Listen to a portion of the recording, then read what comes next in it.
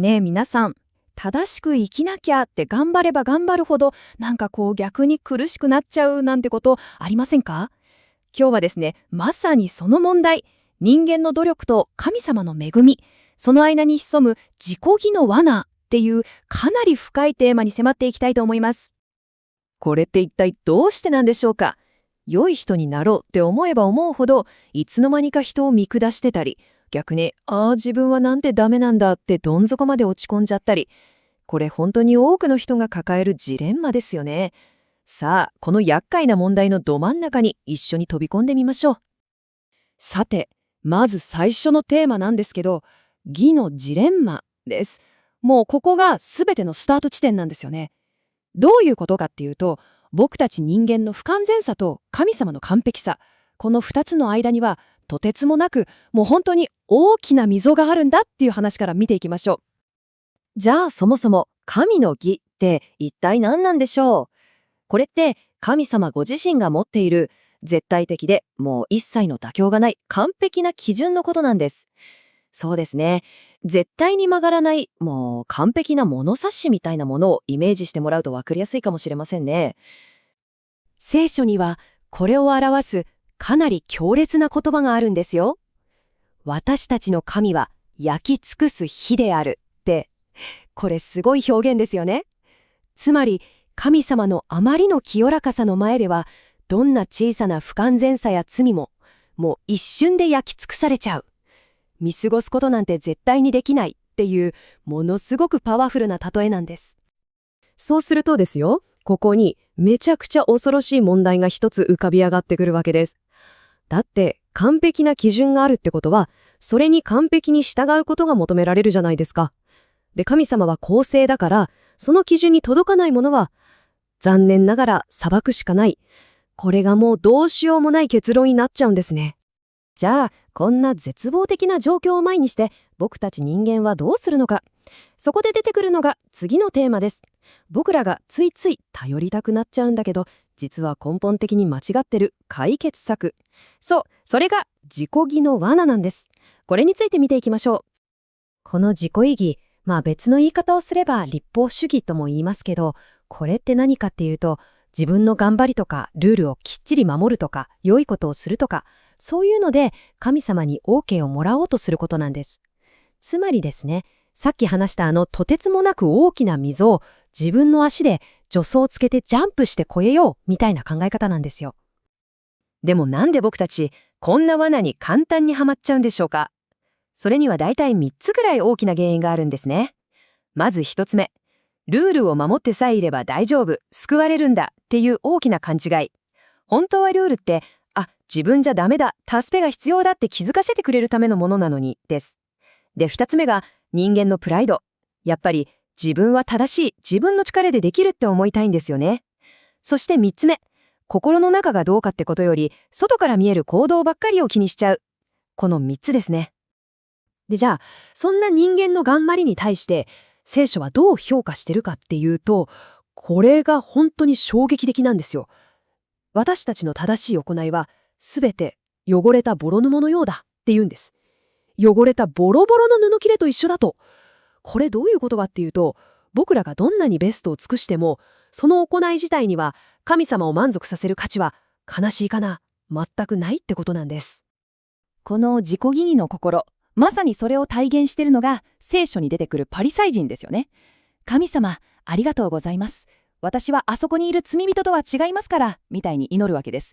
つまり、他人と比較して自分の方が上だって思うことで安心する。そういうプライドに満ちた態度です。それと真逆なのが恵みの道。これはもう自分には何もできません。ただ、あなたの憐憫だけが頼りですっていう完全に降参した謙虚な姿勢のことなんですね。でも話はここで終わりません。ここから物語がガラッと変わるんです。神様ご自身が僕たちの想像をはるかに超える驚くべき解決策を用意してくれていたんですね。それが正義と憐れみが出会う場所なんです。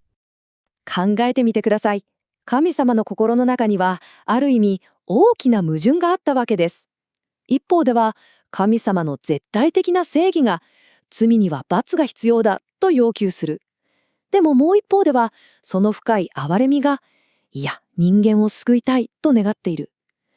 このどう見ても両立しそうにない2つを一体どうすれば満たすことができるのか。すごい問いですよね。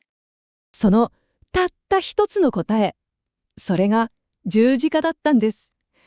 神様の絶対的な正義とその底知れない憐れみが奇跡的に交差することができたたった一つのポイント。キリストが正義が求めるすべての罰をたった一人で背負ってくれた。だからこそ僕たちに向かって憐れみがもう何の障害もなく流れ込んでくる道が開かれたんです。なるほどと。じゃあその神様が用意してくれた最高の解決策、どうやったら自分のものにできるのって思いますよね。次のセクションではまさにその点を見ていきます。キーワードは、義は自分で勝ち取るものじゃない、ただただ受け取るだけの贈り物なんだっていうことです。ここでちょっとだけ専門用語が出てくるんですけど、でもすっごく大事な2つの言葉、義人と成果についてお話ししますね。義人っていうのは裁判官が法廷で無罪って宣言するみたいなもので、法的な立場のことです。信じたその瞬間に神様から、はい、あなたは正しいものですって宣言されちゃう。これが義人です。一方で成果っていうのはそこから始まる一生かけてのプロセス。実際にだんだんとその正しいものにふさわしい人に変えられていくっていうことです。だから僕らの役割はまずこの義人っていうギフトをパッと受け取って、その後神様と一緒に成果の道を歩んでいくって感じなんですね。ここでのめちゃくちゃ重要なポイントは、この義は僕らが自分で作り出したものじゃなくて与えられた義だっていうことなんです。どういうことかというと、例えるならイエス・キリストのオール5の完璧な成績が丸ごと自分の通知表に転記されるみたいな感じ。あるいはもっとわかりやすく言うと、彼のものすごい資産が自分の銀行口座にドーンと振り込まれるみたいな、そういうイメージです。さあ、いよいよ最後のセクションに来ました。じゃあ、こんなとんでもない贈り物を受け取った人の人生って一体どうなっちゃうんでしょうか。ここからはその解放された生き方っていうのを見ていきたいと思います。この贈り物を受け取った瞬間から僕たちの内側で本当に素晴らしい変化が起き始めるんです。まず、神様との間に平和が訪れる。そして、あの縦横目しかった罪悪感から解放される。何があっても大丈夫だっていう揺るぎない自信が生まれる。そして、心の底からの安心が得られるんです。もうね、自分はまだまだだとか、ダメな人間だみたいな恐れにがんじがらめにされる必要がなくなるんですよ。この感覚すごくうまく表現した人がいるんですよ。それは、今まで必死にたった一人でボートを漕いでたのをやめて、ついに本物の船長に錠を明け渡す感じだって。まさにこれですよね。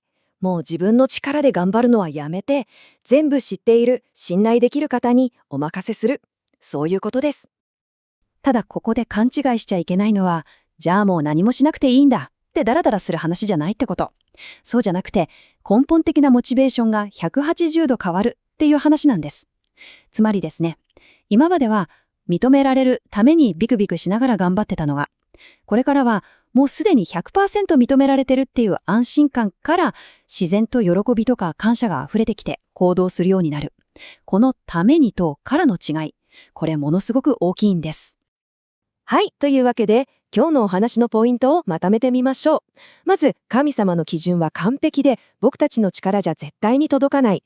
で、自力で頑張る自己義はプライドを大きくするだけで神様の前では無価値です。その究極の解決策が十字架。ここで神様の正義と憐れみが両立したわけですね。そして本当の正しさっていうのは信仰によって受け取る贈り物。これが義人。で、その贈り物が僕たちを内側からじっくり変えていく。これが成果。